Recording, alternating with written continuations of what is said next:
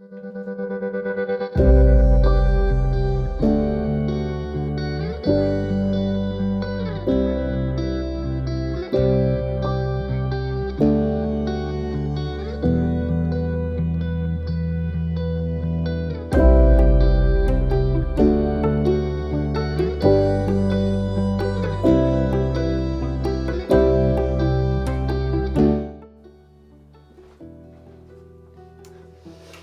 wonder how you feel about the dreaded bathroom scales.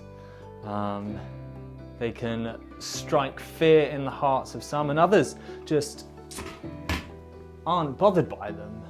That number that comes up on them can weigh heavy on our hearts. But of course, bathroom scales are quite a modern invention. If you wanted to weigh something, weigh a person perhaps, in history, you would set up a balance. There would be a bar on a pivot in the middle, and you would put something on one side, and you would put the equivalent weight that you knew how much that weight was on the other, until it balanced level. So you would know that the weight of the two objects was equal. There's a wonderful sketch from Monty Python where they're trying to work out if this woman is a witch. And they do that by deciding if she weighs more or less than a duck, because only witches would float, and so if she was a witch, she would have to weigh less than a duck. Anyway, very funny sketch. If you haven't watched Monty Python, go and watch Monty Python.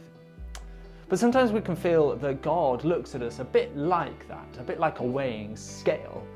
He puts all our good stuff on one side and all the bad stuff we do on the other side. And if it tilts more towards the good stuff, then we're fine.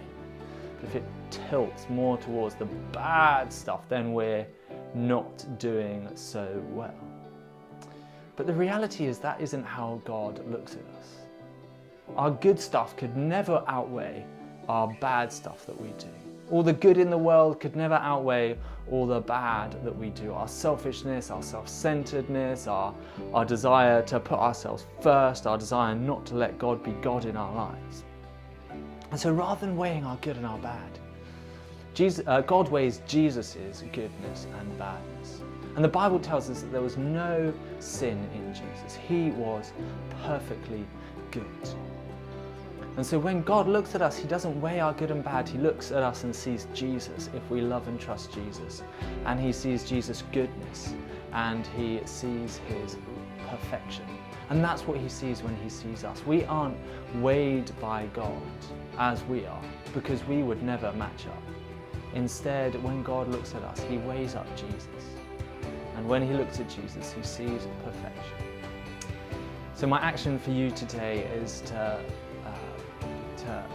come before Jesus in thankfulness that he has bought us by a price with his life, so that when God looks at us, he would see Jesus.